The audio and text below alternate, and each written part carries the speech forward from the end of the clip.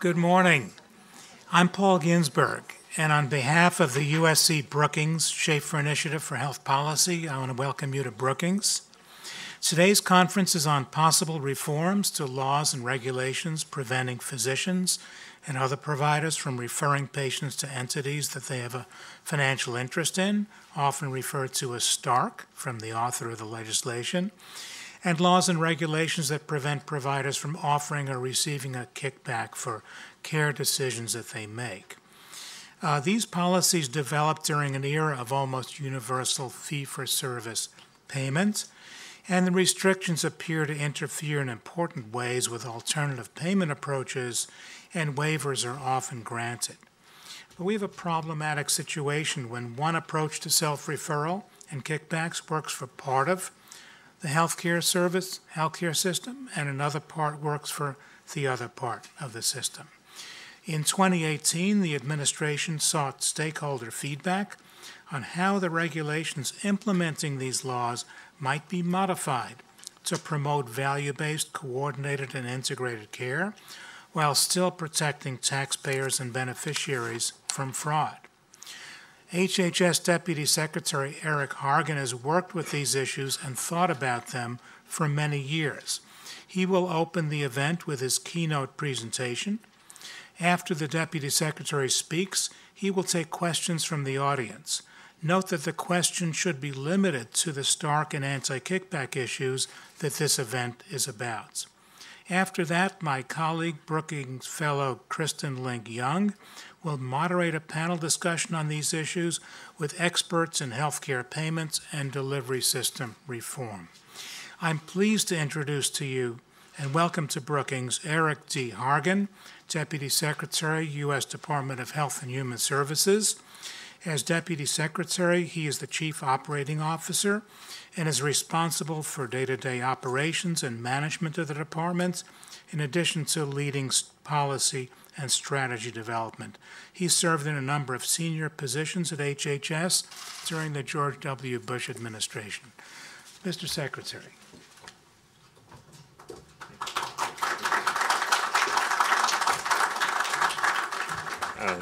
Thank you for that introduction, Paul, and thank you to Brookings for welcoming me here today. Thank you to everyone who's joined us here for this important event from both inside and outside of government. I know there's nothing that sets hearts aflutter in this town, quite like a think tank event, with a long speech and a panel on rewriting obscure regulations. So welcome. But quite seriously, today's event and topic is tremendously important. I'm glad to have Brookings recognize that by holding this discussion. Back in October, Secretary Azar was also here with Paul and the USC-Brookings Schaeffer Initiative to deliver a speech on the model HHS put forth last fall regarding prices in Medicare Part B. He noted that reform to how Part B pays for drugs has been a very long time coming, a place where for a long time everyone across the policy spectrum has agreed that we need changes. The pharmaceutical marketplace had changed to where more and more expensive and complex drugs are playing a bigger and bigger role in our healthcare system, and yet our payment systems aren't set up to drive competition or negotiation in these new corners of the prescription drug marketplace. Now, we recognize that something similar has happened with the market for healthcare services, but here the policies we set at HHS are even more important. Outdated policies from HHS mean not only less than desirable results for taxpayers and for beneficiaries of our programs, but often for patients and payers in the private market as well.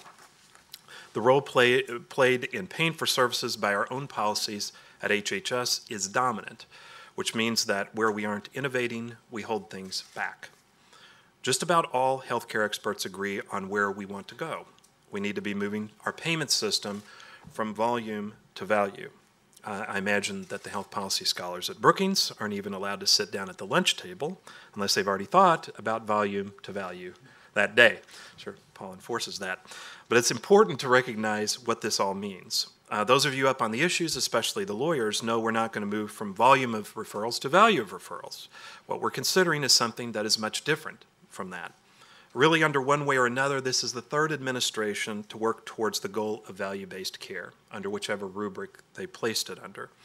What, after all, was Part D that I worked on under the Bush administration, or the revamped Medicare Advantage, besides ways to drive value through competition and incentives. I worked on the medical severity, DRG reform back then as well. That, again, was something that is value-based effort in some way, even if it wasn't placed under that particular banner when we were there in the Bush administration. And at the same time, moving in that direction towards value hasn't been all that rapid. Private actors have been innovating. HHS has as well. For example, from 2017 to 2018, the share of Medicare beneficiaries in alternative payment models went from 13% to 17%. That is progress, which we acknowledge, but it's still under 1 in 5 Medicare beneficiaries in those models. Now, part of the reason moving to value has been slow is because it requires a radical reorienting of how American healthcare is paid for and how it's regulated. That means we have to take a holistic view of all of our policies and programs in order to push the transformation along. And that's what we have done at HHS. In particular, the topic we're here to discuss today, regulation, is vital. It's one of the several significant ways I've been working on the move from volume to value at HHS, alongside health IT, payment innovation, and others. Now, I will confess I'm glad to be here at a think tank event like this because it's a little easier to get the crowd excited about a discussion on regulations. In my previous tour of duty at HHS, I served as the agency's Deputy General Counsel for Regulation, as the Regulatory Policy Officer, and as the Chief Regulatory Officer of the department. Now in my return to the department, I get to be the Chief Regulatory Officer again. I've also taught administrative law and healthcare regulations as a law professor at actually Loyola Law School in Chicago, alongside my fellow professor, Kim Brandt, who's here today, and worked as a regulatory lawyer at my former law firm. So regulatory reform, I think it's fair to say, I think you'd all agree, is a personal passion of mine. At least that's how I've shown it. One thing I'm proud to note is that over half of the regulatory savings for the entire administration in 2018 were achieved at HHS alone. We were #1 among all agencies in both the number of deregulatory actions and in regulatory savings in 2018. So this is personal to me, and I can get frustrated sometimes that regulatory reform is too often viewed as a giveaway to industry, which is not what it is at all. Done right, regulatory reform like this is an opportunity to examine the barriers that regulations create between market actors and determine how we can reshape those barriers or reduce them so that new arrangements, relationships, and solutions can emerge, all while maintaining safeguards for innovation, competition, patient access, and the sound use of taxpayer dollars, all of which are focuses of ours as we move forward on this reform. We have to keep in mind all of those things that act as kind of the guardrails on the reform as we move it forward. In healthcare, this effort is all about giving patients, providers, and payers new freedom and the right incentive structure to forge solutions to the challenges that we all face. The rising cost of healthcare, first and foremost, but also questions of access to care, the burden of chronic disease, the neglect of mental health care, and so much more, all of which are implicated by the current structure that we have in place right now. Many of these things are restricted by the system that we have in place right now. The use of alternatives, the burden of chronic disease, which can't be addressed in many ways because of the system we have in now, the fact that we don't have mental and behavioral health care systems in place, in many ways are implicated by the regulatory system that we have in place right now that I and the panel will be discussing today. In recognition of how important regulatory reform is to healthcare, I launched a project we've done, the Regulatory Sprint to Coordinated Care. And that brings me to the topic of today's event, in particular, efforts around the Stark Law and the Anti-Kickback statute, because those are two of the 4 areas we've initially chosen for the regulatory sprint, alongside HIPAA and another privacy law called 42 CFR Part 2, which is a privacy law that's around substance use disorder primarily. So 2 of the laws that we're working on for the regulatory sprint are deal with affiliations and structures, and 2 deal with information sharing. So we've got So the two we're going to talk about most today, Stark and Anti-Kickback statute, both of those are dealing with how different organizations in the healthcare space affiliate and deal with each other. Each of the words in this initiative are deliberately chosen. It's a sprint, sprint from a governmental point of view. Okay, so let's not get overly excited here. We are intent on gathering the information we need and moving to rulemaking as soon as possible. And I think we have been, from a governmental point of view, I think we've moved very rapidly, because the Americans' need for healthcare reform really cannot wait. So sprint, so chosen. It's about coordination. Above all, this is not an ordinary regulatory burden exercise, but it's squarely aimed at understanding a particular problem, how regulations are impeding coordination among providers that can provide better, lower-cost patient care, and reforming the regulations consistent with the laws that are on the books and their intents. Finally, it's about care. Regulating health care means regulating some of the most intimate decisions and relationships in our lives, deciding where and when to seek care, how to make decisions with our doctors and family members, and more. And we believe that this effort can meaningfully improve the quality of care received by American patients. And I will add regulatory, the regulatory sprint. Regulatory is also important here. This is not a legislative effort. The laws remain in place as is. This is a regulatory effort undertaken within the administration. So this is an interpretation of laws, but it is not an effort to change those laws. Those are undertaken by Congress. I don't lobby, prohibited from lobbying. I'm in Article 2, the executive branch. Not going to get into that issue at all. Now, I should note examination of these laws, the Stark Law and the Anti-Kickback statute, really began before the regulatory sprint itself. The President has made regulatory reform one of his key drives, and the aggressive attitude of his administration toward regulatory reform predates when I became acting Secretary of HHS in October 2017. Earlier in 2017, through its annual payment rules, CMS asked for comments on improvements that could be made to the healthcare delivery system to reduce unnecessary burdens for clinicians, other providers, patients, and their families, including ways that those burdens might be impeding care coordination. Now, in response, we got a great deal of input to the barriers to participation in care delivery and in payment reforms, both public and private, as well as the burdens of compliance with the Stark Law and other regulations as they exist today. So kudos to Secretary Price for enabling that. But of course, it did not stop there. The drive towards coordinated care gathered new steam under Secretary Azar because the importance he has placed on driving towards a value-based system, which is one of the 4 priorities that he has as Secretary. Underneath value-based care, there are several legs. One of those is coordinated care. And the drive to coordinated care provokes some obvious questions that point towards the need for broad-based regulatory reform in this area. Some of the questions and challenges that we got along the way were things like, how can we expect physicians to act as navigators of the health system while also holding them accountable if their decision-making is hamstrung by outdated regulations? Or how can we expect providers to get on board with payments based on outcomes if we're not willing to give them the freedom to experiment and coordinate with one another? Why would they want to take on risk unless they feel they have the tools they need to improve outcomes?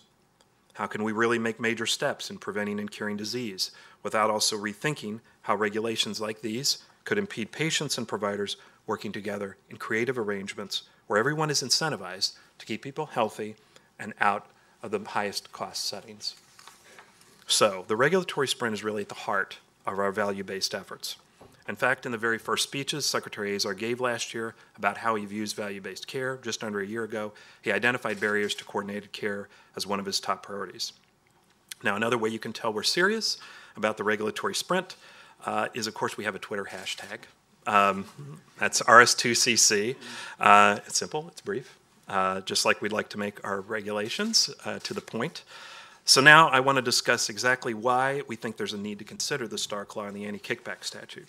Now, I say this as an attorney where these laws were probably my most significant area of specialization. I am sympathetic to what the laws stand for, as we all should be. Rightly reformed, the exceptions and safe harbors within them can be reoriented, I believe, to help us transition to a new paradigm of value-based care. So, what would this look like for each law in particular? Take the Stark Law. When enacted in 1989, again, 30 years ago, The Stark Law rightfully addressed the concern that inappropriate motives could distort decision-making in healthcare. It recognized a worry that some physicians might order services based on their financial interest in service providers, rather than the good of the patient. In a largely fee-for-service context, you can see why that would make sense. It's relatively easy for a doctor with a financial interest in another provider to say, drive their patient towards those places to add on extra money. In a fee-for-service context where you're paying service by service, this law was intended to operate as a brake on that tendency. And the law clearly was passed with good intentions, and it was and is responsive to the structure of fee-for-service care and the incentives that involves. The heart of it is ensuring that a patient has options for quality care without regard for whether a physician has a financial interest in that care. We don't want people referred to services they don't need or steered to less convenient, lower quality, or more expensive healthcare providers because of their doctor's financial interest.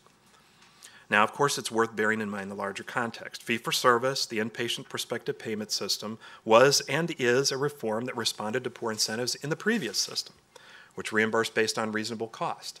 So we keep sort of going through iterations of this, at each time attempting to kind of have an overall improvement. But in some ways, we've seen sort of the light towards the new system that we have, and we have to lay down the tracks towards that system. The Stark Law dealt with the incentives of fee-for-service in two specific ways, as I'm sure many of you know. First, it banned doctors from referring patients for certain designated health services payable by Medicare to an entity in which the physician or any immediate family member holds a financial relationship. Important term. Second, it prohibited the entity from filing claims with Medicare or billing another individual, entity, or third-party payer for those referred services. The restrictions are absolute, just with certain enumerated exceptions.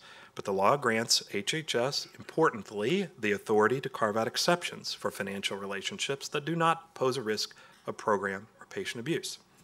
Now, we believe that the exceptions that may make sense today, 30 years later, probably look a lot different than the ones when the law was passed. Certainly, our healthcare system looks a lot different than it did in 1989 when Stark came into being. When you had a purely fee-for-service system, you think really hard about who is deciding who is getting paid those fees for those services.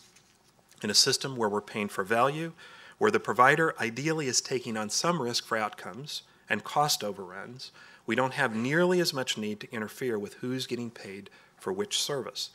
The government and the patient are paying for outcomes, not for individual services one by one. Of course, in considering changes to the Stark Law, we actually have to remain acutely aware of the need for competition in the healthcare marketplace. And in an ideal world, we can do both at the same time. We can promote coordination and competition. They don't need to be at odds, but we have to carefully balance those in our thinking on the issue. Now, in some ways, as I well know, existing laws incentivize coordination through mergers and acquisitions. For example, if a hospital can only incentivize a physician if he's employed by the hospital, then the rational response may be for hospitals to buy up physician practices. And we want and that's just one example of how the playing field is really set by these laws.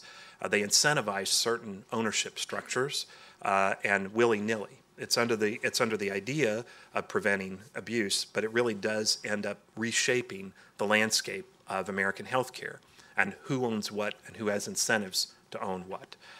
We want our regulations to be agnostic about ownership as possible. So last year we conducted a major request for information on the Stark Law, which closed in August. We received approximately 3,500 pages of comments. Now, this wasn't one of those RFIs where we get 100,000 form submissions. Not that there's anything wrong with those, but these were by and large very thoughtful and very interesting comments. I've been reading some of them myself. We have Kim Brandt here from CMS, who's been leading the charge on this and who will be on the panel later. At 3,500 pages, I assume she's read every single one of them. Right, Kim? She's glazed over. 3,500 pages later, and again, these were not as I say, form comments.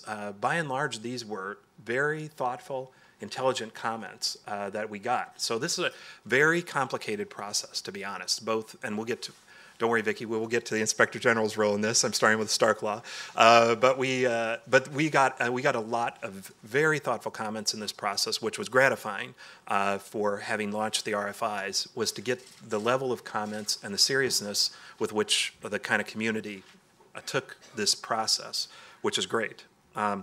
It was a meaningful set of inputs. It reflects a long-standing desire to examine these laws and the stakes surrounding any changes we make. We received comments from a wide range of stakeholders, including individuals, rural interests, integrated systems, and industry associations. It's clear how much appreciation there was for the opportunity to submit feedback on these rules. There's a shared recognition that something has to be done about them as we move our healthcare system from volume to value. Most commentators believe that regulatory changes are needed to support the move to where we want to be on value-based payment. But there was also a recognition that we share, that there is a potential for program integrity vulnerability or other abuses. That is a significant threat that cannot be ignored. Again, we're looking ahead. We're trying to lay down the tracks to a value-based system, but we cannot ignore the current fee-for-service system, and the reality is that it will be around in some form or fashion for the foreseeable future. It is the majority of the system right now, but it has a smaller and smaller percentage yearly of the overall market. And we need to lay down the tracks from a regulatory point of view that gets us where we don't inhibit that transition willy-nilly by leaving in place regulatory system that does not help or facilitate that coming into being. So we look forward to moving ahead with rulemaking on the Stark Law soon, and the same goes for the Anti-Kickback statute, which I'll discuss briefly. Our Office of the Inspector General issued an RFI on the Anti-Kickback statute last summer as well, the comment period for which closed in October. Now here too, we're going to be very attentive to the need for program integrity. But in a system where we want to pay for value in part by giving providers more freedom to innovate, we have to look at current interpretations of the Anti-Kickback statute. Now, some of the questions and reflections I told you about, sort of what we had heard somewhat on the Stark Law, some we have heard include, how can we expect a provider to improve outcomes for, say, a patient who has a poor track record of not showing up for their appointments, if we're not willing to look at how patient can get assistance in transporting them to those appointments? How can we encourage patients to take more ownership of their own health care without thinking about providing them, maybe free of charge, with patient-empowering technologies, heart monitor, tablet, something else altogether? And here I'm not really talking about the government per se, but about even private actors in this space and about their ability to provide these things. And again, I'm not prejudging these things. These are just questions that have raised. They're open issues about what we're going to do or allow to be done in this space that both gets to the heart of the law that has to be enforced and also allows the new system to come into place. Now, in both the Stark and Anti-Kickback RFIs, we received a lot of ideas, some good, some possibly a little too radical to pursue without having more meat on developing areas like defining a value-based arrangement or new program integrity measures. So we're going to have more definition around this space, but we got a lot of great ideas. As I mentioned, this is a sprint. So we have a lot of ideas, many of which I'm hoping, if we have time, that we will be able to have a round two, possibly, if we can achieve that. We look forward to hearing comments and thoughts from stakeholders in the NPRM process. So once this is done, we'll have a rule that's going to be announced in this area, notice of proposed rulemaking that will go into OMB. That's when you all will see it sort of. That's when it will pop up on the ROCA system, and you all know that it's out there right now. We're currently in kind of the very sort of fermenting stage of development of the rule, but we're very far along, I would say. So I'm not prejudging what our team comes up with, but we are taking the questions and challenges that I was just talking about very seriously. The final area I want to touch on is that pertains to coordinated care, also dealing with payments within CMS's Center for Medicare and Medicaid Innovation, or CMMI. As you know, Adam Bowler, who's the head of CMMI, is also the Secretary's advisor on value-based care, so he kind of wears two hats. So you know that CMMI is going to have a big role in our drive towards value.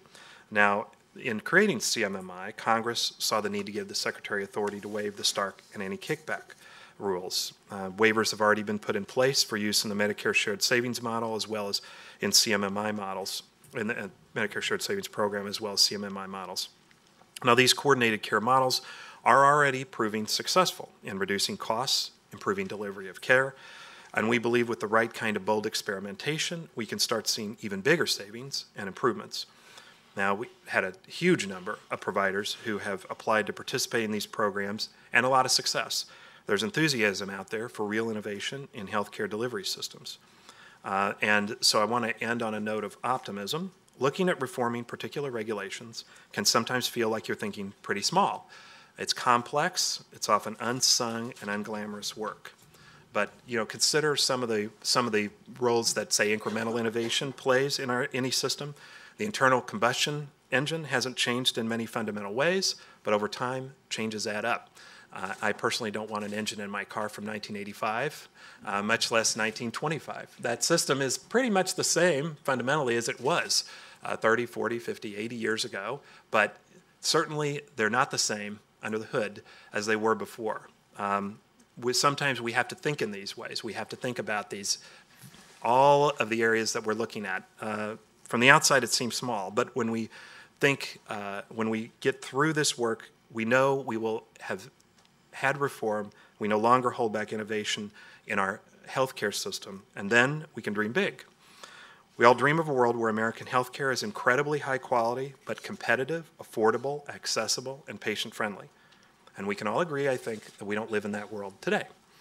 To get there, we have to do everything we can so that healthcare can function with the same levels of competition, transparency, and choice as any other market. Thinking about the topics we're discussing today will be a vital piece of getting there. So I encourage you all, bring your ideas to us. There is no idea that is too big or too small for this. We have some big ideas that were proposed, some of which I anticipate will end up in our reforms.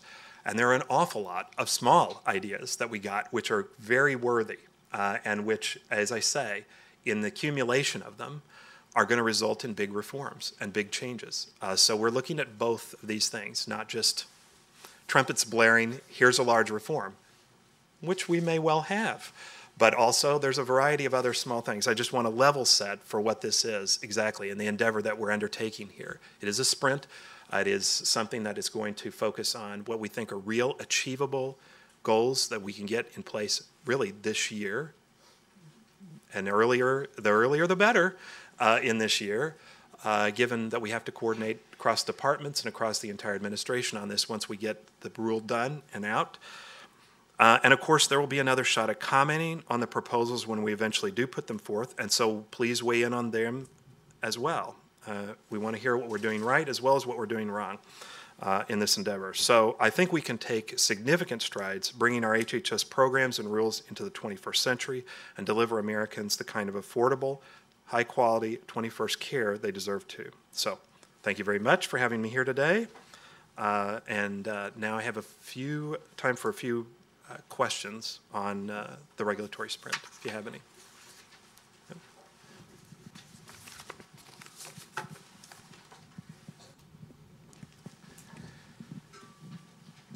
Hi, my name's Rachel. I'm a healthcare reporter with Politico, and I was curious in doing the Stark Law and the anti-kickback reforms, if you guys are planning to address social determinants of health. That's something I was hearing from providers and being interested in, like giving gift cards to help people pay for food or helping pay for internet connectivity for people who could benefit from telehealth. Sure.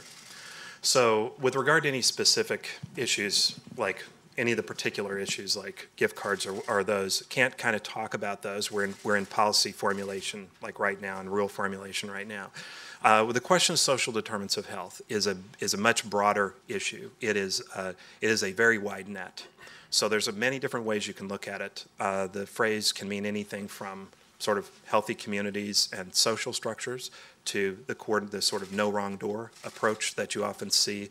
That's characterized the sort of integration of healthcare with social services, which Secretary Azar has talked about as well. And it can focus on sort of the sprint itself and how we enable the private sector in many ways to sort of help provide services, whether it's gift card or whatever is come up with out of there. Again, I'm not prejudging what the teams come up with in here. That's obviously an issue that people have spoken about in the space, have been talking about for quite some time.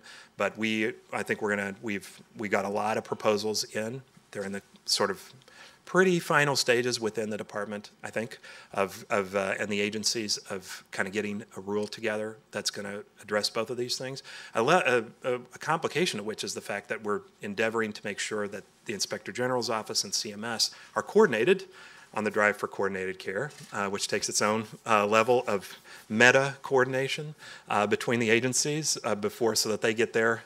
They aim at the same targets in this space. So, with response to any particular areas, whether it's gift card, transportation, nutrition, there's a lot of things that have been proposed in this area under the rubric of social determinants of health. But I think we're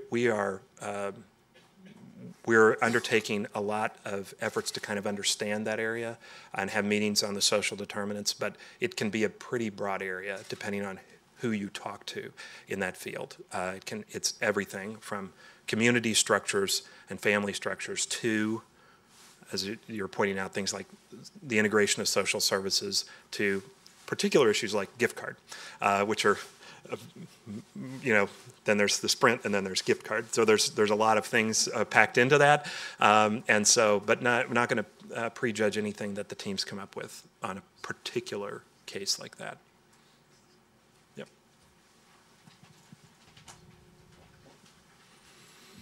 Hi, Jacob Rich, Reason Foundation.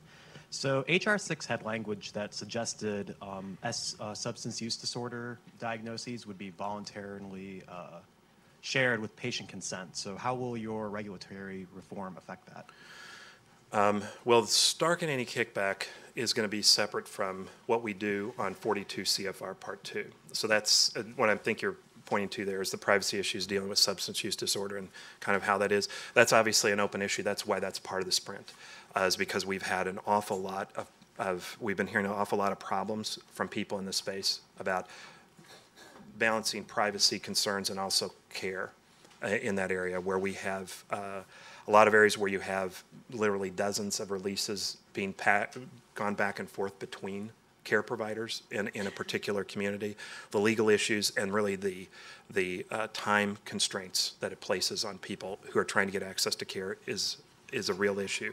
That is SAMHSA, and that is going to be sort of the information sharing pieces with HIPAA, which has a current RFI outstanding, I think closes next month on that, and SAMHSA, so Office for Civil Rights is overseeing HIPAA, and then SAMHSA oversees 42 CFR Part 2, and they're going to stand out their own proposals on the information sharing side. And so I think we'll be able to address those a little bit. We may have another session on the Sprint and another set of presentations on the Sprint, but on that side of the information sharing side of the house, as opposed to the affiliations and structural reform that we're dealing with on the Stark and Anti-Kickback side. So we'll have to wait on that one. But we know that we've heard the concern, certainly. Hi, I'm Marcia Simon. I'm a consultant and do most of the work in this town, I think, on non-emergency medical transportation. So I was very pleased to hear you mention it twice in your remarks. And could you talk a little bit more about transportation? Because it does seem that the agency is moving in a lot of different directions, both with respect to, on one hand, moving to allow states to drop the benefit from Medicaid. At the same time, CMMI is looking at it in the ambulance context and elsewhere in a program integrity context, trying to get people going for dialysis out of ambulances. Right.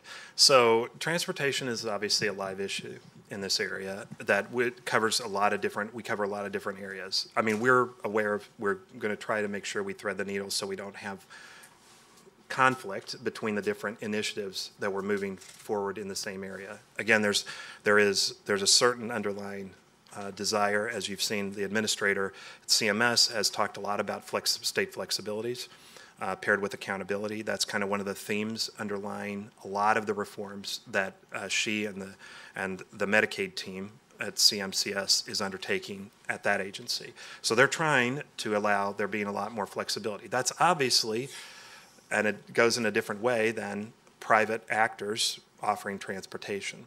But it's not in conflict. I mean, those two things are not in conflict by saying a state may or may not, a private entity may or may not. Those aren't in conflict. They're simply allowing more freedom for innovation. In some ways, the idea that we cover transportation, again, I'm not going to second guess where the administrator or the states go in terms of offering those particular services. I'm anticipating there's enough public support behind some of these things that I don't know where the states, any particular state, would go if they were offered the flexibility. I think, though, you can see that there is a theme there. They're not necessarily in conflict, although I think I get your point that there are people who want to get more transportation. See, yeah. Yeah, and social determinants of health, again, it can encompass a whole host of things. I mean, as I say, anything from the huge issue, which I've had stakeholders in to talk to me about the very broad issues which deal with communities, families, social structures, and sort of general social dysfunction, which is certain social determinant. They say, then you pack it down to transportation, nutrition, and a whole host of issues that surround healthcare but aren't necessarily seen as healthcare per se and aren't covered in a healthcare services program, but which people say this is important. Or they're matters of public health generally that broadly conceived. That's another pack. Again, Secretary's spoken on that, on sort of the issue of how we thread those things, which I think Florida calls it no wrong door. There are other states that have initiatives where you're trying to make sure that programs that are intended to help the same person don't end up getting, you have 20 different numbers for a same person to access 20 different programs they don't know about. Those are other initiatives, some of which are harder to solve than others. Yep. I could go on and on, but I'll stop there. Yep. Hi there, my name is Rachel Kors. I'm a reporter with Inside Health Policy. So we're talking about reforms to Stark and anti-kickback. Senators Cassidy and Warner introduced draft texts, or they released yesterday, talking about how they want to, reform or make changes to Stark and anti-kickback to facilitate outcomes-based or value-based contracts for prescription drugs. Mm-hmm. Is that something that you're also looking at? So again, I'm not on the legislative side for this, and so that kind of analysis we really are focusing on. We're to get this done, kind of Capitol Hill, and the legislative side will be a totally different set of reforms, and hopefully they'll all be in accord with what we do on the sprint. That the kind of things that we end up reforming in this space will be completely in accord with the general tone and tenor where I think everyone wants to go in this space. Not everybody, but a significant number of people want to go, probably the majority of people that are work in this space want to go here. So hopefully that's additive to what we're doing here on the services side. Yep. Physician who did research at NIH. How do you deal with the maldistribution of health care? 60 years ago, Louisiana had the worst outcomes in the country. Today, Louisiana has the worst health outcomes in the country, with maternal mortality 3 times higher than the average, and worse much for the African American community. If you have transportation, you'd like to have doctors to go to and facilities to go to. So how do you deal with that? There has not been a change for 60 or more years. I don't know that what we'll be discussing, I'll discuss here, the panel will deal with kind of maldistribution of healthcare. I mean, I hope that whatever we do in reform will, help healthcare generally speaking. So, but I think that would be a topic for a completely different panel about that issue.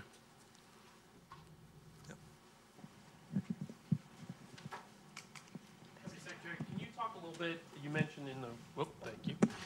Hi, Riley Swinehart with AdvaMed. My members are primarily interested in anti-kickback statute reform, and we understand that because there's a criminal law component to that there needs to be coordination with the Department of Justice. You mentioned in your remarks about rulemaking that you are looking to coordinate with other agencies. Can you talk a little bit about any steps you've already taken with regards to DOJ? We have wound everybody, well, part of it is just generally. The government is going to undertake, once we send it to OMB, they will undertake to hand it around officially to the other departments that have equities in here.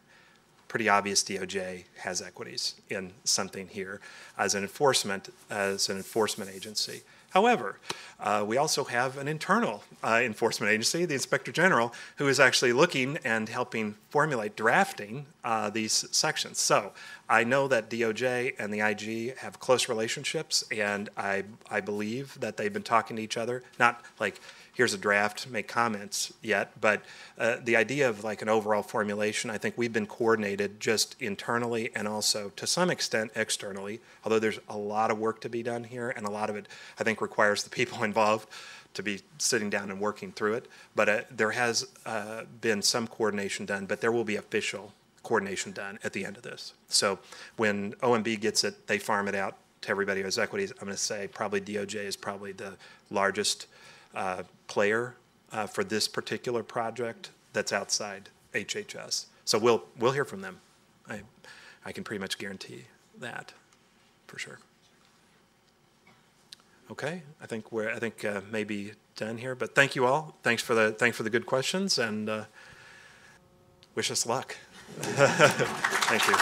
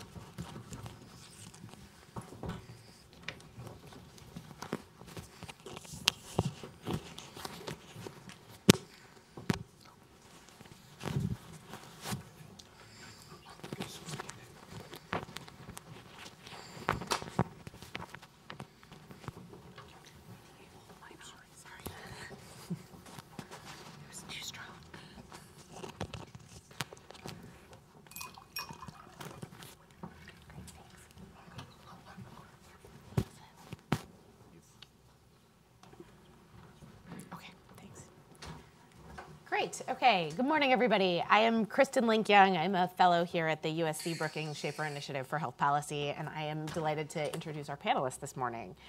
First, we have Kevin McEnany. He is a lawyer in private practice. Earlier this morning, he was referred to as the world's leading Stark expert, which was meant as a compliment, so he's certainly in the right room today.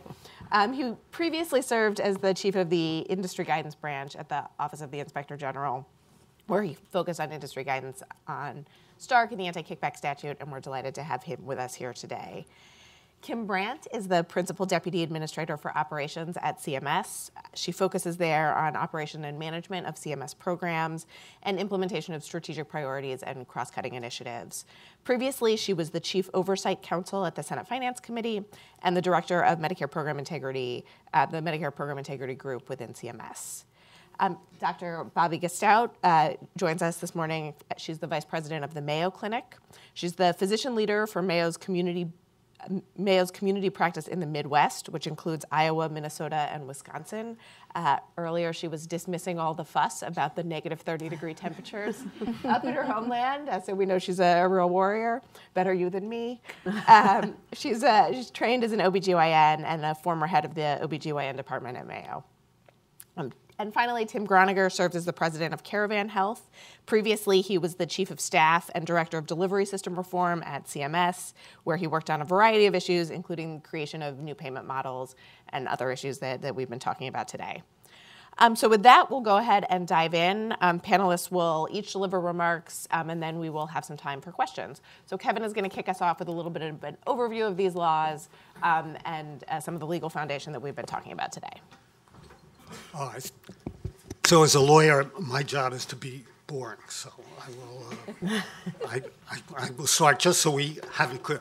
So I want to give a brief view of the laws and why they are so problematic for value-based arrangements. The Stark Law prohibits physicians from referring Medicare and Medicaid patients to any designated health entity, but primarily hospitals are all designated health. And for services, if they have a financial relationship which does not fit into a specific exception, it's a blank prohibition.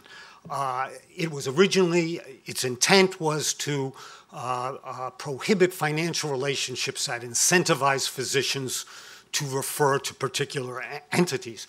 One thing that's important is Stark is basically a payment regulation. It's not a criminal. It basically says if you have a financial relationship that triggers the prohibition, you can't submit a bill to Medicare and Medicare can't pay. So in that respect, CMS has a fairly broad authority to create exceptions to the law.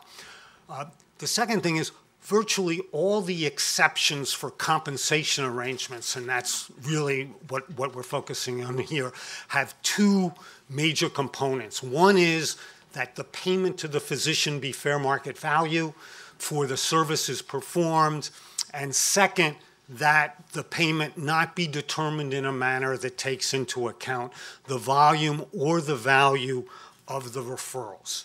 And those two requirements have problems.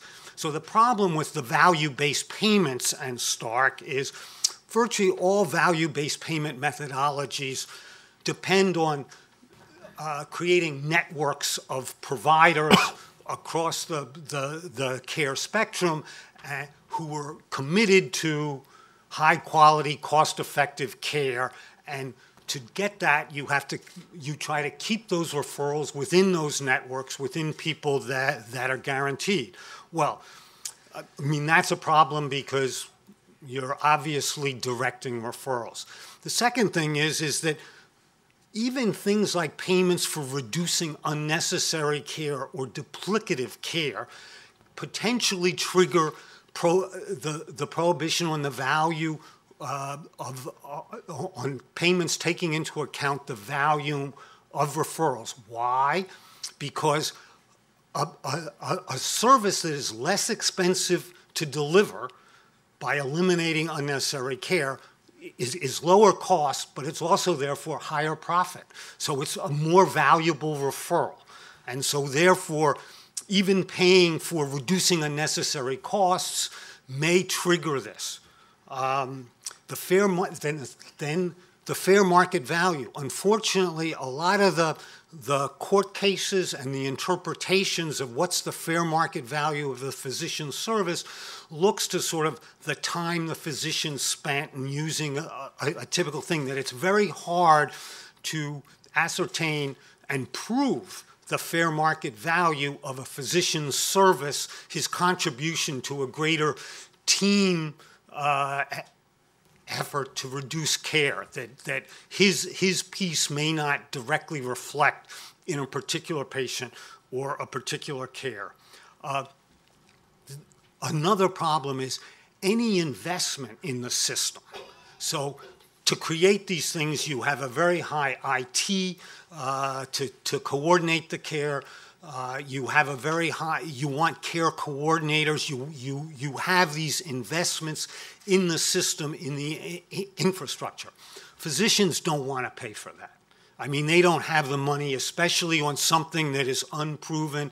They don't want to do it. Under Stark, if that's a benefit to them, they have to pay fair market value, and that becomes a very hard problem. The last thing to point out about Stark is any financial relationship between the hospital and the physician creates that financial relationship, whether it involves Medicare patients or not. So it stifles innovation by commercial insurance trying to develop these, because that creates a financial relationship. That financial relationship has to fit in an exception. The kickback statute, and this is all obviously very high level. The kickback statute broadly prohibits any person from paying from paying, offering, soliciting, or receiving anything of value in exchange for or to induce the referral of federal health care patients or business. Unlike Stark, the AKS, the kickback statute, is a criminal statute. So it's basically enforced by the criminal division of DOJ. These are people that are not regulators. And what it says is DOJ has actually the ultimate authority.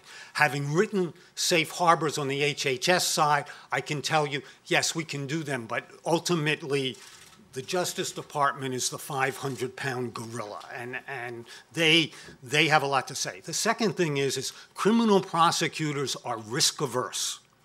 They would rather chill 100 people that are okay than let a bad guy go.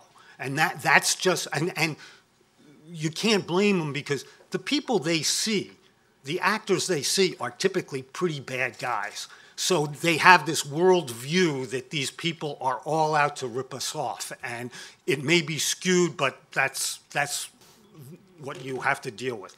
Now, the problems with the kickback statute are similar to Stark. One is it's payments to induce the referral. Well, as I said, most of these systems are trying to keep patients within a referral network. So by definition, they are really treading close to the line in any under the kickback. The second thing is these investments become very hard, because even if the investment, so if you're giving a physician IT that coordinates care, physicians tend to have a single way they practice. If they think it's good, they're going to send all their patients that way, not just commercial. And so there's this sort of tag-along effect. So even if you're doing it for a commercial, or if you're in one of the waivered programs, those benefits will also accrue to fee-for-service patients, and Medicare fee-for-service will tend to use them. That's a potential kickback. So those are the two statutes. The last thing to know is the enforcement of these statutes is not the government. The fear here, if you're in the sector, is not the government. It's the False Claims Act. And a False Claims Act case can be brought by anybody in the name of the government. We call them whistleblowers, some call them bounty hunters, but anyway, they can bring these cases in the name of the government. The penalties are 3 times the amount of the claim, and a mandatory, I think it's $15,000 per claim now. So if you're looking at a value-based system, which is basically going to have almost all of your key physicians are going to be in that, you're talking at potentially a huge number of claims, a huge number of referrals. That this is an existential threat, and so on account of that, any ambiguity here is going to be resolved against going forward. So it really is a significant chill on a health system that's really trying to implement these programs. So with that, I will stop. Great. Thanks so much, Kevin. Kim, why don't you take over from there and talk a little bit about some of the work we've been doing at CMS? Sure. Thank you so much. The disadvantage of being the only government person on this panel and having your boss go first is you're not left with a lot to say. You heard a lot of it, but I want to reiterate a few of the key points that he made and maybe go over a couple of additional things. First of all, as the Deputy Secretary mentioned, a big part of this effort, particularly when we look at it from a Stark perspective, is how we can focus on value in healthcare and really the shift from fee-for-service to value-based care. The reality is, as they say, it's not your father's Oldsmobile anymore, but we're kind of moving into a new payment model and a new world, and we really understood that we needed to think about how we could use our regulatory authority to make those changes. The challenge is that while we have a pretty wide swath to make changes within the Stark law, we also can only go to a point. As was evidenced by one of the questions earlier, there are legislative changes and statutory changes that only Congress can make. For instance, we cannot do away with the Stark Law. Only Congress can do away with the Stark Law. Only Congress can make certain changes to really broaden some of the applicability of certain parts of the Stark Law. But within the confines of the current statute, we think that we've got a wide flexibility. And there were a couple of reasons why we decided with the Deputy Secretary's leadership that Stark was a good place for us to really take a hard look. The first was, as he mentioned, in our payment rules last year, the administrator really was interested in hearing about regulatory burden. So in every single one of our payment rules last year, we put out a request for information asking for people to give us comments on where they thought the greatest amount of regulatory burden was. One of the top 4 things that we got, and sort of really one of the biggest areas of comments that we got, was related to the Stark Law. There were a lot of people who felt that the amount of burden and the amount of uncertainty and lack of clarity and just sort of lack of just direction generally with respect to the Stark Law was a real impediment to them being able to provide value-based care or valuing care generally. It was also standing in the way of their ability to coordinate care. And that is something that, to make sure our beneficiaries are getting the care they need and make sure that we are providing the best value in healthcare, was really something that the administrator thought we needed to think about. So as a result, we went and, as the Deputy Secretary mentioned, put out a request for information specific to the Stark Law last June and received 375 comments, totaling about 3,500 pages. Yes, I have read them all, as have a team of ours and some of our OAG colleagues as well. So many of us had to upgrade our prescriptions on our glasses as a result of all that. But I will say that the comments that we got, as the Deputy Secretary mentioned, were extremely thoughtful and really gave us a great insight into where it is that people were having the impediments to value-based care and where there were care coordination issues. When I was at the Senate Finance Committee, we did a similar type of outreach where with the Ways and Means Committee, we asked for people to send in comments on how we could change the Stark Law. A number of those were very good as well, but a number of them were unrepeatable because they used certain language, such as get rid of the whole blankety blank law and things like that. These were a little more substantive, and the average length was about 50 pages. But what I really thought was so striking about them was the number of very specific examples that people gave us, such as, we would love to do this type of value-based arrangement, or we would love to think about how to integrate social determinants of health or do certain types of things to really be able to better serve patient populations and move towards more value-based types of arrangements. But we don't think we can because we have these impediments, and this is where the Stark Law is not serving its purpose. We also had a number of commenters who wrote in and really stressed the need for the balance. They were concerned that we would go too far and that we would no longer have the appropriate guardrails or parameters around it to ensure that there would be some sort of check against unnecessary referrals or unchecked types of care coordination where perhaps people would be able to skirt the law and hopefully wouldn't have quite the same level of bad actors that Kevin was referring to that DOJ deals with.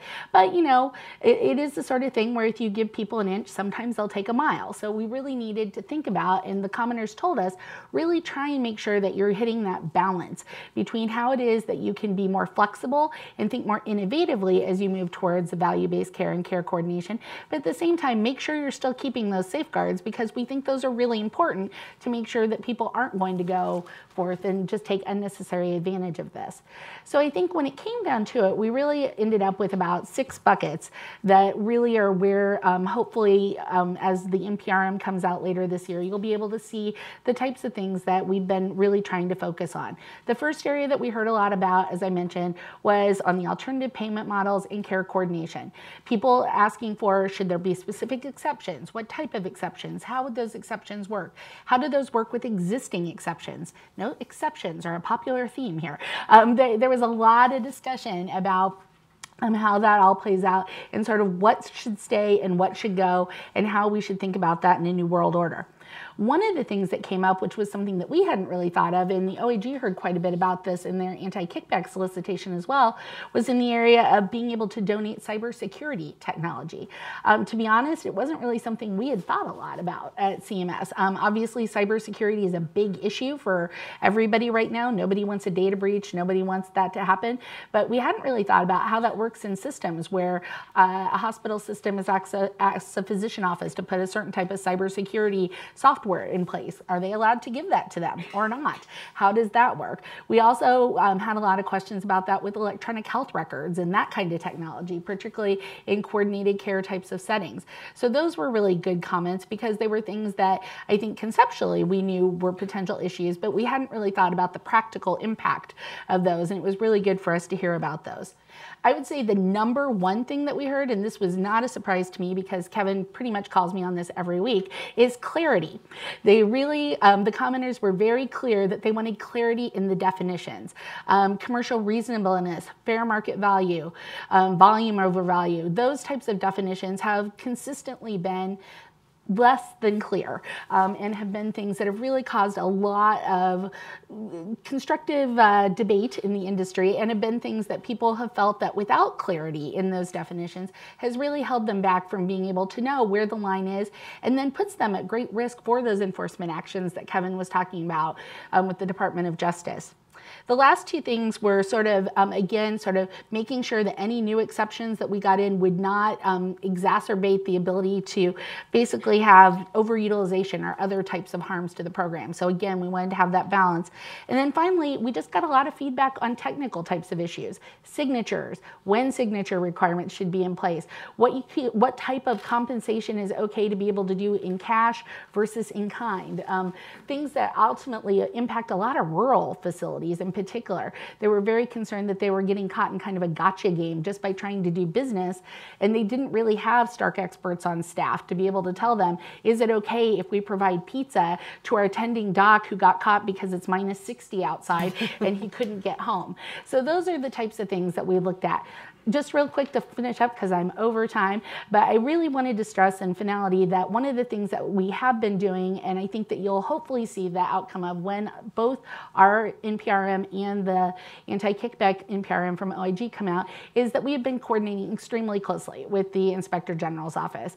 We've had extensive conversations. Both teams have read each other's comments. Both teams have been coordinating throughout, and we understand the need to make sure that there is good coordination and that we are thinking about the impact each of our particular regulations have on the other, because we know that's one of the things that really came out loud and clear too, was that people were very concerned that we were kind of operating in autonomous universes without talking to each other. Evidenced by the fact, not to pick on Vicki, but Vicki Robinson from the OIG's office is here today, but we have been working very closely with them, and I hope you'll see that in the comments. So with that, thank you. Good morning. I will be addressing you from a very different perspective as a practicing physician and as a leader at Mayo Clinic. So many of these terms and details about the Stark Law are not all that familiar to me, but I can feel the chilling effect, and I think I prefer the cold thermometers in Minnesota, the chilling effect of some of this regulation. But let me tell you a little bit about, first of all, Mayo Clinic, who we are. We are an academic, not-for-profit medical center. We are known for our unique place in the nation and the world as a place for serious and complex illness. We have 3 destination medical center sites: Rochester, Minnesota, Phoenix, Arizona, and Jacksonville, Florida. We serve more than 1 million patients a year and see them for a wide variety of concerns. We have about 65,000 staff members who come together to care for these patients. They come from all 50 states, and they come from 140 or more different countries on an annual basis in order to get care at our unique site. Now, unless you are from the Midwest, you may not have ever known that Mayo Clinic also has the health system, the part of our enterprise that I oversee, which serves for a community care network in a 120-mile radius around our Rochester site. So the aspects of longitudinal care and keeping people healthy over a lifespan is something that's very real to me. That means I get to live kind of in both worlds. My practice as a gynecologic oncologist is in the destination medical center complex care world, and my leadership role is in the community practice with that longitudinal care. And it gives me a great chance to see healthcare in both of those, through both of those lenses. At Mayo Clinic, our primary value is the needs of the patient come first, and we really try to live up to that with every encounter and in the way we structure the care that we provide and the teams that we form. Another thing that's very dear to us is teamwork and collaborative care. So Will Mayo, one of the founders, was famous for having said, in order to get the best care to our patients, a union of forces is required. And that was very prescient when you think of him saying that 150 years ago, at a time when most people were practicing in individual silos. But the value-based world that we are moving to really does require that we get very, very good at this union of forces, and that partnerships and collaborative networks is really what it's going to be all about in order for us to achieve our goals as a nation in providing the best care to our people. So what does value-based care mean, and how does it translate if you're a clinician? It starts with the real fundamentals of saying get the right diagnosis the first time. It means don't do unnecessary procedures or have unnecessary care delivered. It means keep people out of hospitals and emergency rooms by keeping them healthy enough that they don't need that sites. And it means making sure that our population has got access to the preventive services they need to stay healthy. So each aspect of that has to be in place in order for us to really work toward our dream of the highest value care that we can offer to Americans. Let me give you one example of the weird interplay that this can mean sometimes. We created a clinic called a complex diagnostic clinic. And the purpose of this clinic was to take patients from around the globe who were just having trouble getting an answer or getting a diagnosis, but everybody knew something was wrong, and saying, we'll form a network around these people, and we'll work very hard to say, with intensive work over the course of usually a week, we will strive to get answers. So in the first year of this clinic, we served 286 patients, and 88% of those patients left with a new or a refined diagnosis. Now, that time in the complex care clinic was a very resource-intensive time. Might sound like, is that value? But the important point is, if we don't get the fundamentals right, if we don't have the right diagnosis, we're going to be wasting a lot of time, effort, and resources in giving the wrong care rather than getting people better. So it's really important that we understand value and that we continue to drive toward it. As I said, I'm a clinician. I was in the clinic last week and then in the operating room on Friday. I'm in close touch with my team and in close touch with my colleagues at Mayo Clinic. And importantly, I also have a strong network of associates and colleagues across the nation. And I feel very much in tune to what it means to have chosen healthcare as a field. And one of the things I know for sure is nobody decided to go into medical school or nursing school or physical therapy school because they wanted to really focus on process and policy. We all chose this because we want to get people better. We want to make a difference in their lives. And by nature, we are collaborative, we are good listeners, we are innovators, and we're passionate on behalf of helping our patients. So if as policymakers and if leaders of the nation, you're able to really focus us on what is the vision, and I will say high value care is an exceptional, good vision for us. If we can focus on the vision and then focus on getting out of the way, then this team of people that I know so well who come to work every day to serve our patients will have the best chances to use their passions in order to make this the healthiest nation that we can be. Thank you. Thank you so much, Tim.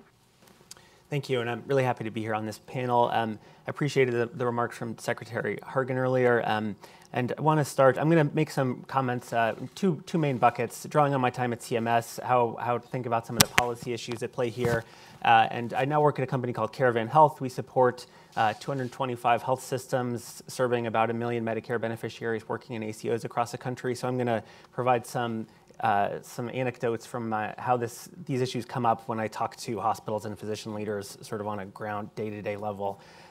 First, I want to commend Administrator Brandt and Secretary Hargan on the process they're following here, going through an RFI, collecting comments, then getting to rulemaking. Coordinating with law enforcement agencies is one of the hardest ways to make rules in CMS land, and you end up in the weirdest places sometimes. You find out that they have, and I'm just certainly not speaking from any inside knowledge on this, but perhaps they have cases in the pipeline that are implicated by policies that you're making. Perhaps they have longstanding interpretations, so it's just really hard to go through this process. And but I think you're following the right approach here. And I also want to second the idea that whatever we do, having clarity around the rules is really important, and we don't have clarity at all right now in a lot of these contexts, and that's what causes a lot of the confusion and a lot of the expensive lawyers' bills for systems that often can't afford it. And I say that advisedly on a panel with 3 lawyers, but the reality is there are a lot of lawyers involved in this conversation. So the first place I want to start is just around the policy issues around patient protection. So these rules are old. They came about in a time that is not that far from today, where there are very strong fee-for-service incentives to provide unnecessary tests and procedures that can be very harmful to patients. You don't have to look very hard to find examples of combination of hospitals and doctors trying to do unnecessary implants of cardiac defibrillators or do unnecessary spinal fusion surgeries. And these laws are one set of brakes on some very strong fee-for-service incentives. They're not the only set of brakes, but it's really hard to catch perpetrators of those in real time. And so putting some brakes on responsible actors in the system, which are often health systems and their team of risk-averse managers, it makes sense to have some self-vigilance in the industry here and to be cautious in how we go about creating new exceptions and safe harbors and the like to protect against really egregious behaviors. Not that those are the norm, but they are real and something that really needs to be thought of for beneficiary protection concerns. That said, in practice, I think it's clear that we probably haven't gotten the balance of protection and reasonable regulation right here. The fear of Stark and anti-kickback colors basically all conversations between doctors and hospitals, and I think is one contributor to unhealthy relationships between physicians and hospital leaders in a community. Physicians do not nobody understands these rules, even experts, except for possibly Kevin. But basically no one else in healthcare does, and even wonks who work on this stuff for years at CMS and elsewhere view this as sort of the underbelly of payment reform, where yes, we need to do something about it, but man, I'm really not sure what. And so hospital administrators, physicians, when this comes up in their world, it's their lawyers telling them, no, you can't do that because you might go to jail. And that's sort of the end of a conversation around a whole bunch of potentially worthwhile innovations. You never really know what innovations are not happening, but I think that the penalties are substantial enough here that they're probably real. Interestingly, the Innovation Center and Medicare Shared Savings Program waivers are the only game in town around this in a lot of cases, and those are very useful. Most of our clients rely on those to fund investments in certainly information technology, but also investments in a management structure to support work in an accountable care organization. Without those waivers, none of the ACOs, or we would have a ACO program that's 10% of its current size, probably composed only of health systems that employ their own physicians and very small physician-led ACOs. So those waivers are great and they're important, but I think that you could probably make an argument that they sort of unfairly prefer CMS-directed models, which I, again, love and have been involved with in many cases, but I think there's probably some innovations that could be driven by the private sector here that are just not even contemplated because of the structure of the waiver policy that we have today. And so, on the third hand, I think that we have to keep in mind that risk-bearing is not that widespread at this point in time, despite, as Secretary Hargan said, you can see the light at the end of the tunnel, and we need to lay the tracks there. We can't forget about the other pieces of the engine here. If you create a system that allows a hospital or a physician group to reflect lower costs to themselves, there's no guarantee that those are going to be passed on to other actors in the system, whether they're private payers or Medicare. And so policy and market structure is ultimately going to determine how patients and the government can benefit from these changes. And so it's really important to continue and even accelerate efforts to reform the underlying fee-for-service system, which is still the majority of payments here. I think it's also worth talking about that Congress likely needs to be involved here. I don't want to get into that in great detail now, but I'd be curious to hear what others on the panel think about that. I think that this is really hard to tackle just from an administration perspective, and so some statutory involvement here is likely to be necessary at some point. Great, thank you. And actually, why don't we start by picking up on the thread that Tim just introduced, which is how much can be done through administrative action versus what will ultimately require legislation, and what the prospects are for legislation, given that there seems to be widespread bipartisan agreement that reform is needed, and sort of a sense of what sorts of reforms are useful. So, Kevin, do you maybe want to start us off, and then folks can jump in as they have thoughts? I think legislation would clearly be most useful in the kickback statute, because that's a criminal statute. We don't do a lot of regs around criminal statutes. And so I think if Congress has the authority to create a very broad exception that, and basically if Congress speaks, justice has to listen. So, I mean, with the rest of us talking, justice doesn't have to. So, I mean, that's clearly the single most important legislative piece. I mean, Stark, there are pieces that could be clarified, that could be fixed legislatively. I think there are regulatory workarounds, but clearly the volume and value, some of the definitions in terms of when they apply to bundled payments, I think could be fixed in a way that would be simple. But I think the big change that Congress could do would be the kickback statute would be by far the most important.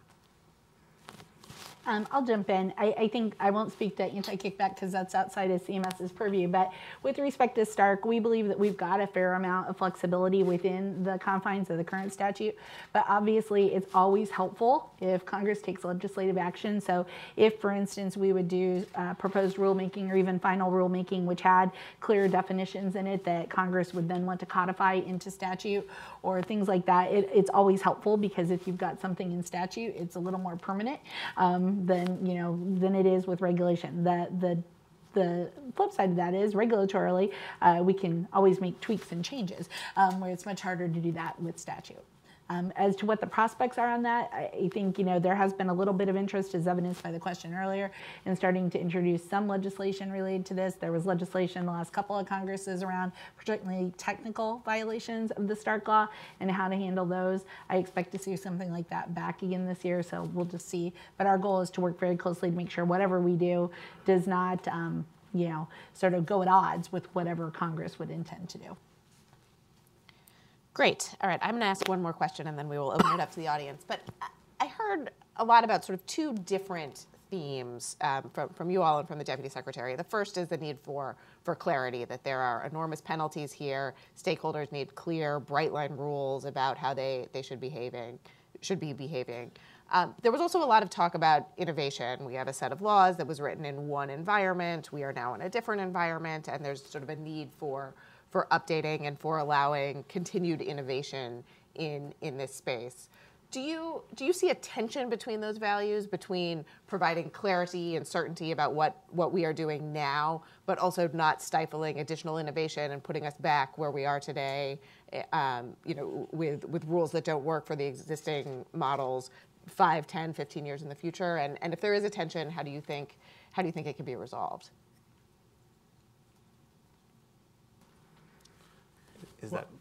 Tim, do you want to take that? You've looked at it more. No, I mean, I think that it is a tension. I think that this has been a laggard part of payment reform, I would say, and it's been dealt with initially by waiving big pieces of it, but not really trying to reconcile the multiple versions of payments that Medicare and other payers have out there. So this is why I think having Congress involved at some level is important. Congress has been involved in payment reform pretty extensively, and I think clearing up criminal statutes that really get into Medicare payment policy prerogatives is also a place where only Congress can really play. So I think that ideally we would have this would be sort of a low enough wattage issue that it could be dealt with iteratively and not something where it's like you get one bite at this every 10 or 15 years, because I don't think that it's a clear enough set cut of policy solutions where you can, where you'd want to do this in a big bang approach? I would just say I don't think they are that much in conflict. When people talk about clarity, they're really talking, especially about Stark, about the current regulations and the definitions of what triggers it. In terms of an exception, I do think that the exception needs to be broad and flexible. The problems with whether it's the Stark exceptions or the kickback safe harbors is they've been so narrowly written that they're so prescriptive that in fact they don't really succeed. That they're too prescriptive, they become too restrictive, and they don't promote real innovation in the delivery of care.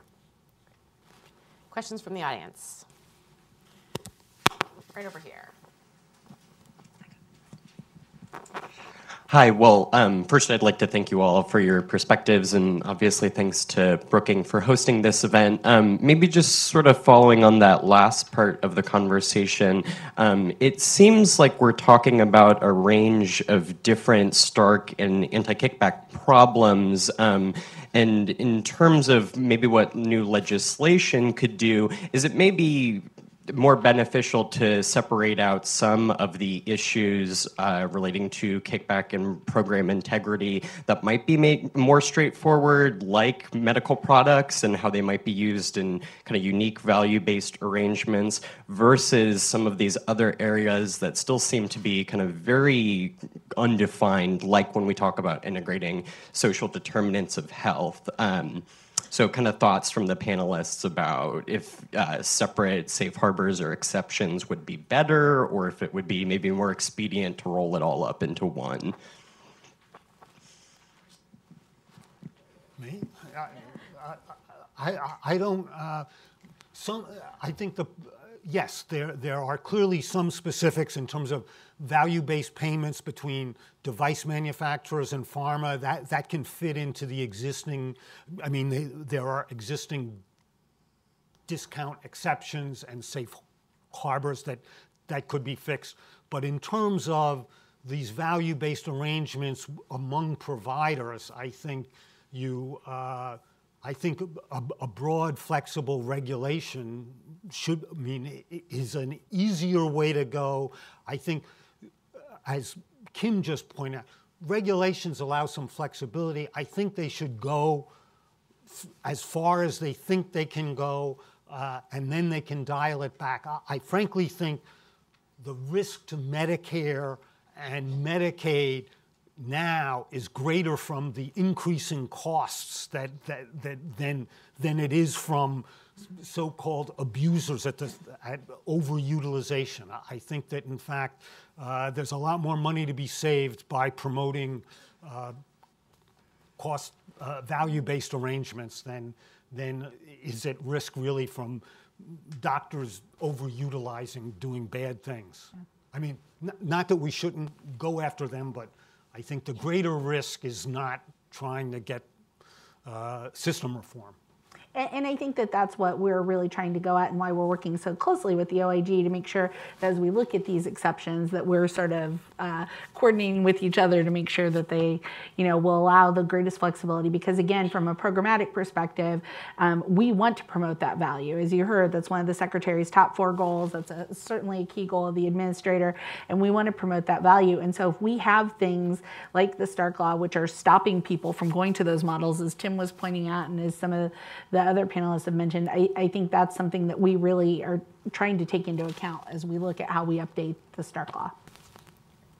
I'll just comment also, I think you raised such a good question because you described 2 very different realms where these same principles can play out. And as a leader in healthcare, I think the question we ought to ask in answer to yours is, are we going to get the most precise guidance by separating those because the language and the content and the context are different, or are we going to be able to simplify and have one? But if separating and saying there's more than one domain here and the concerns are different in those domains, if separating will give us more precise language, I'm all in favor of it, because right now I've got finance people and legal people and compliance people all running in the background trying to figure out, does this work, does that work, are we close to, we don't want to be anywhere close to the line because the hazards are so great for our organization, and we intend to thrive as an organization and keep helping people who need health care. So, and that's, you don't want to get in the way of being able to provide that care. That's right. Yeah. Yes, ma'am. Again, thank you for being here. I just have a question. Since the laws are quite old and they were made so long ago, and obviously now we have new issues, so we have more of an issue with prescription drugs over prescription. So how is any reforms going to take that into consideration, more so in the sense of doctors being, I guess, influenced or having incentives by pharmaceutical companies with, prescribing a particular kind of drug? Because, for example, with opiates is a big problem, and it's sort of like a follow-on effect. If you overprescribe opiates, it's putting more cost on the system of Medicare and stuff like that. So I'll give a quick response. I mean, most of what we're talking about is about relations between providers. I think that a lot of the concerns around pharmaceutical companies' sponsorships and consulting fees is something that is real and is something that I've worked on in past lives. And there's now Sunshine Acts that require disclosure of that information. But I don't know if there's any real anti-kickback statute implications at this point in time. And I would just say, jumping on, I help oversee our opioid efforts at CMS. And, we have been very focused on, as Tim mentioned, not only looking at Sunshine, making sure that people are reporting their relationships, we enforce that at CMS, but then also on the opioid side, we have been very focused on overprescribers and high utilizers and making sure that we do identification of them and make sure that we flag them and make prescribers aware, that they're being watched, so that we're hopefully curbing those types of behaviors as well. And I would just say, the False Claims Act, there are a lot of people that are keeping close watch on the pharmaceutical companies. They've been sued for and settled cases for virtually every kind of physician interaction they've got. So I think you've seen a lot of self-policing again for the same reason that we said before. So I do think that the kickback statute has been an effective deterrent in that regard, at least going forward. Great. Well, I think we have time for one more. Yes, sir. My name is Kang Vong. I just have a quick question for, what does the panel think of the providers who are currently pursuing the direct primary care models, and some of them are currently in between primary care, they want to take Medicare. The current legislation, how do we provide for those, especially like the technology-backed ventures, and they still want to refer their patient to the hospital? So there are a lot of models out there, right? And I know the Innovation Center has expressed an interest in furthering a direct contracting model, and there have been a lot of rumors about what that's looked like. They've done a lot of listening on that. We are anxiously waiting with everyone else to see what that is going to turn into.